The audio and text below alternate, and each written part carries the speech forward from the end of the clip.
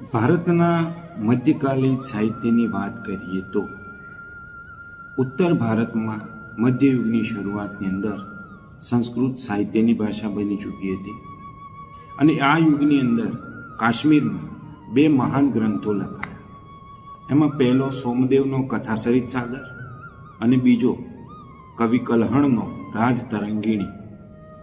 એમાં રાજતરંગિણી એ કાશ્મીરના ઇતિહાસને આલેખતો અત્યંત મહત્વનો ગ્રંથ છે અને સાચા અર્થમાં તે ભારતનો સર્વપ્રથમ ઐતિહાસિક ગ્રંથ ગણાય છે. આ સમયની બીજી મહત્વની રચના એ જયદેવનું ગીત ગોવિંદ છે અને જેની ગણના સંસ્કૃતના સુંદરમાં સુંદર કાવ્ય ગ્રંથોની અંદર થાય છે. આ સમયે અપભ્રંશ થયેલી ભાષામાંથી આધુનિક ભારતીય ભાષાઓનો વિકાસ શરૂ થયો હતો. કવિ ચંદબદરાય રચિત પૃથ્વીરાજ રાસો એ હિન્દી સાહિત્યનો પ્રારંભિક ગ્રંથ છે. પૃથ્વીરાજ ચૌહાણના વીરતાપૂર્ણ કાર્યોનું વર્ણન કરતા આ ગ્રંથની રચનાથી હિન્દી સાહિત્ય જગતમાં વીરગાથા યુગનો આરંભ થયો. આ સમયે દક્ષિણ ભારતની અંદર સંસ્કૃત સાહિત્યની મોટા પ્રમાણમાં રચનાઓ થઈ, જેમાં શંકરાચાર્યનું ભાષ્ય એ મુખ્ય છે. આ સમયમાં દ્રવિડ કુળની ભાષાઓનો પણ વિશેષ વિકાસ થયો હતો. થોડા સમય સુધી કન્નડ સાહિત્ય પર જૈન ધર્મની ગાઢ અસર પડતા કવિ પંપાએ આદિ પુરાણની રચના કરી અને 16મા જૈન તીર્થંકરનું જીવન આલેખતું શાંતિ પુરાણ કવિ પોન્નાએ તૈયાર કર્યું. આ ઉપરાંત કવિ રન્નાએ અજીતનાથ પુરાણ નામની કૃતિ રચી અને એ યુગના કવિઓ પંપા, પોન્ના અને રન્નાને પ્રારંભિક કન્નડ સાહિત્યની ત્રિપુટી તરીકે ઓળખવામાં આવે છે. કવિ કંબલે તમિલ ભાષામાં રામાયણમની રચના કરી અને આ ઉપરાંત તમિલ ભાષામાં અન્ય પ્રસિદ્ધ સાહિત્ય પણ રચાયું. ભારતીય ભાષાઓનો વિકાસ અને સાહિત્ય કૃતિઓની રચના એ દિલ્હી સલ્તનત કાળની અંદર ખૂબ જ વેગવાન બની. હિન્દી ભાષાના બે સ્વરૂપો વ્રજ ભાષા અને ખડી બોલીનો સાહિત્યિક રચનાઓની અંદર ઉપયોગ થવા લાગ્યો. આ બંને ભાષાઓમાં અનેક ભક્તિ ગીતો રચાયા. હિન્દી અને ગુજરાતી ભાષા સાથે મળતી આવતી રાજસ્થાની ભાષાની અંદર પણ વીરગાથાઓ લખાઈ હતી. આલ્હા, ઉદલ અને બિસલદેવના રાસો એ આ સમયની વિખ્યાત વીરગાથાઓ છે. આ ઉપરાંત અન્ય આધુનિક ભારતીય ભાષાઓમાં પણ સાહિત્ય રચવાનું શરૂ થયું. મુલ્લા દાઉદનો ગ્રંથ ચંદ્રાયન એ અવધી ભાષાનો સૌથી જૂનો ગ્રંથ માનવામાં આવે છે. જો કે પ્રાચીન ગ્રંથો પરના ભાષ્યો હજુ પણ આ સમયે સંસ્કૃત ભાષાની અંદર રચાતા હતા. ફારસી ભાષાના દિલ્હીના સુલતાનોની રાજ્ય ભાષા હતી ફારસી. તેના સાહિત્યની અસર રૂપે અનેક ફારસી શબ્દોનો ઉપયોગ ભારતીય ભાષાઓમાં થયેલો જોવા મળે છે. આ યુગમાં અનેક ઇતિહાસકારો થઈ ગયા. એમાં જિયાઉદ્દીન બર્નીએ તારીખે ફિરોજ શાહીની રચના કરી, જેમાં ખલજી અને તુઘલક વંશના રાજ્યનું વિસ્તૃત વિવરણ કરવામાં આવ્યું છે. તેણે રાજકીય સિદ્ધાંતો ઉપર ફતવાએ જહાંદારી નામનો ગ્રંથ લખ્યો. અમીર ખુશરો એ આ સમયનો સૌથી મહાન સાહિત્યકાર ગણવામાં આવે છે. તેઓ એક કવિ, ઇતિહાસકાર, રહસ્યવાદી સંત અને સંગીતકાર હતા. સુપ્રસિદ્ધ હજરત નિઝામુદ્દીન ઔલિયા એ એના ગુરુ હતા. તેની મહત્વની કૃતિઓની વાત કરીએ તો આસિકા, નૂર, સિપિહર અને કિરાતુલ સદાયનનો સમાવેશ એની મહત્વની કૃતિઓમાં કરવામાં આવે છે. આ ઉપરાંત તેણે અનેક કાવ્ય ગ્રંથોની રચના કરી. તેણે પોતાને ભારતીય હોવા પરનો ગર્વ હતો એને, તેથી તે ભારતને પૃથ્વી પરનું સ્વર્ગ ગણાવતો હતો. તેણે પોતાના પુસ્તકોમાં ભારતનું વાતાવરણ, તેની સુંદરતા, એની ઇમારતો અને એના જ્ઞાન અને વિજ્ઞાનના ખૂબ પુષ્કળ વખાણ કર્યા છે. તે દ્રઢપણે માનતા હતા કે હિન્દુ ધર્મનું સારત્વ અનેક રીતે ઇસ્લામ સાથે મળતું આવે છે. તે દિલ્હીની આજુબાજુ બોલવામાં આવતી ભાષાને હિન્દવી ભાષા તરીકે ઓળખતા હતા અને તેને પોતાની માતૃભાષા ગણાવતા હતા. આ ભાષામાં તેમણે અનેક કવિતાઓ રચી છે. તેમણે હિન્દી અને ફારસીને ભેગી કરીને દ્વિભાષી ચોપાઈઓ અને અનેક દુહાઓ પણ રચ્યા છે.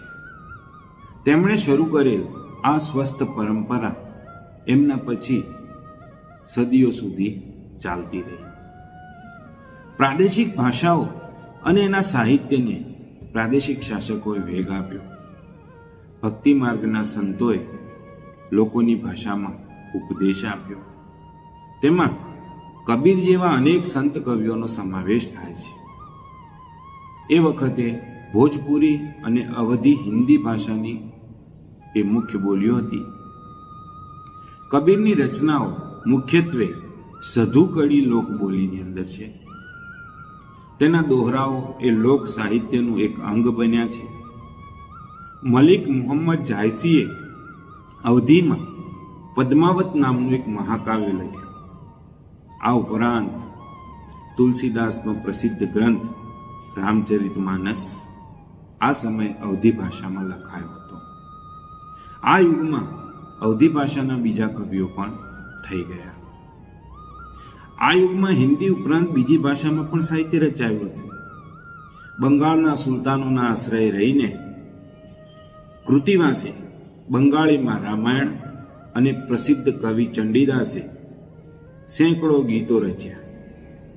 બંગાળમાં સંત ચૈતન્યથી ભક્તિ ગીતો લખવાની શરૂઆત થઈ.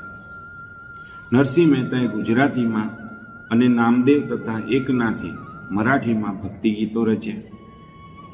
જૈનુલ આબિદીનના આશ્રયે કાશ્મીરમાં મહાભારત અને રાજતરંગીણી જેવા અનેક સંસ્કૃત ગ્રંથોનો ફારસીમાં અનુવાદ પણ કરવામાં આવ્યો હતો. વિજયનગરના સમ્રાટોના શાસનકાળની અંદર સંસ્કૃતનો વિકાસ ચાલુ રહ્યો હતો. આમ છતાં આ યુગ તેલુગુ સાહિત્યના વિકાસનો મહત્વપૂર્ણ કાળ છે. વિજયનગરનો મહાન સમ્રાટ કૃષ્ણદેવરાય એ તેલુગુ અને સંસ્કૃતના લેખક હતા. તેમણે આમુક્ત માલ્યદા નામના ગ્રંથની રચના કરી હતી. મુઘલ શાસન દરમિયાન વાસ્તુકલા અને અન્ય કલાઓની સાથે સાથે સાહિત્યનો પણ વિકાસ થયો હતો. પ્રથમ મુઘલ બાબરે તુર્કી ભાષાની અંદર તુઝુકે બાબરી નામની આત્મકથા લખી, જેનું ફારસીમાં બાબરનામા નામથી રૂપાંતર પણ કરવામાં આવ્યું છે. હુમાયુની બહેન ગુલબદન બેગમે હુમાયુનામા લખ્યું. જહાંગીરે તુઝુકે જહાંગીરી નામની પોતાની એક આત્મકથા લખી. ઔરંગઝેબ પણ ખૂબ જ સારા લેખક હતા. છેલ્લો મુઘલ સમ્રાટ બહાદુર શાહ જફર એ પણ એક પ્રખ્યાત ઉર્દુ કવિ હતા. તુલસીદાસ અને સૂરદાસ આ યુગની અંદર હિન્દી ભાષાના મહાન સાહિત્યકારો થઈ ગયા. કવિ કેશવદાસે પ્રેમ અને વિરહના વિષય ઉપર સાહિત્ય રચ્યું છે. રહીમના દોહરા પણ દેશના ઘણા બધા ભાગોની અંદર આજે પ્રસિદ્ધ છે. આ સમયે ફારસી ભાષાની અંદર પણ અનેક નોંધપાત્ર પુસ્તકો લખાયા હતા. અબુલ ફઝલે આયને અકબરી અને અકબરનામા લખ્યું. આયને અકબરીની અંદર ભારતના રીત રિવાજો, શિષ્ટાચારો, ધર્મદર્શન, ભારતની આર્થિક સ્થિતિ અને જીવનના લગભગ તમામ પાસાઓનું વિસ્તૃત વર્ણન કરવામાં આવ્યું છે. એક ઐતિહાસિક કૃતિ તરીકે આ ગ્રંથ ખૂબ જ મૂલ્યવાન છે. અબુલ ફઝલનો ભાઈ ફૈઝી એ ફારસી ભાષાનો એક મહાન કવિ હતો. તેણે અનેક સંસ્કૃત ગ્રંથોના ફારસીમાં અનુવાદ કર્યા. અને અકબરે તો મહાભારત, રામાયણ, અથર્વવેદ, ભગવદ્ ગીતા અને પંચતંત્ર જેવા ગ્રંથોના અનુવાદ કરવા માટે એક અલગ ખાતાની સ્થાપના કરી હતી. અકબરના સમયમાં ઇતિહાસના ઘણા બધા ગ્રંથો લખાયા. મધ્યયુગની સૌથી મહત્વની ઘટના જોઈએ તો ઉર્દુ ભાષાના જન્મની ઘટના છે. આ નવી ભાષા સાહિત્યની દ્રષ્ટિએ સૌથી સમૃદ્ધ એવી આધુનિક ભાષાઓની હરોળમાં આવી ગઈ.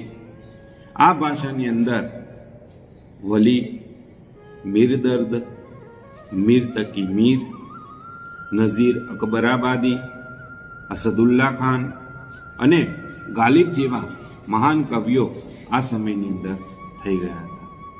18મી સદીની અંદર ઉર્દુ ગદ્યનો પણ સારો એવો વિકાસ થયો હતો. સંસ્કૃતના મોટાભાગના ઐતિહાસિક ગ્રંથોનું ઉર્દુમાં ભાષાંતર થવા લાગ્યું હતું અને એ ઉપરાંત ઉર્દુની અંદર અનેક મૌલિક ગદ્ય ગ્રંથો પણ તૈયાર થયા, જેમાં મોહમ્મદ હુસેન આઝાદનો દરબારે અકબરી એક મહત્વનો ગ્રંથ છે. તો આવી રીતે પ્રાચીન સમયની અંદર અને મધ્યકાલીન સમયની અંદર સાહિત્યનો સારો એવો વિકાસ થયો હતો. હવે આ પછીના વિડીયોની અંદર વિદ્યાર્થી મિત્રો આપણે ભારતની જે પ્રાચીન વિદ્યાપીઠો હતી એની ચર્ચા કરીશું. Thank you.